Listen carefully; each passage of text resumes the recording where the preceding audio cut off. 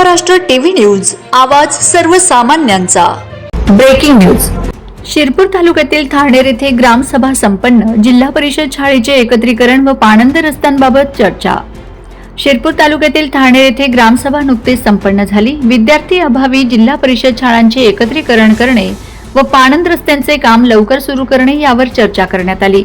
या ग्रामसभेच्या अध्यक्षस्थानी लोकनियुक्त महिला सरपंच मेघा संदीप निकम होते। ग्रामविकास अधिकारी निकम यांनी मागील सभेचे प्रोसिडिंग वाचून कायम केले। मागील वर्षाचा जमा खर्च अहवाल वाचन करण्यात आले। ज्यांचे घरकुल मंजूर आहेत त्यांनी लवकर प्रस्ताव सादर करावे। यावेळी कृती आराखडा करण्यात आला। कृती आराखड्यात गावातील काँक्रिटीकरण, गटारांचे काम करण्यात यावीत। स्वामी समर्थ मंदिर ते पीक संरक्षण सोसायटी काँक्रिटीकरण व गटारीचे काम करण्यात यावे। गॅस एजन्सीची चौकशी करणे, घरावरील मेन लाईन काढणे, कुंभारटेक जिल्हा परिषद शाळेची शौचालयाची पाणी टाकी गायब असल्याचा तक्रार नागरिकांनी केलाय।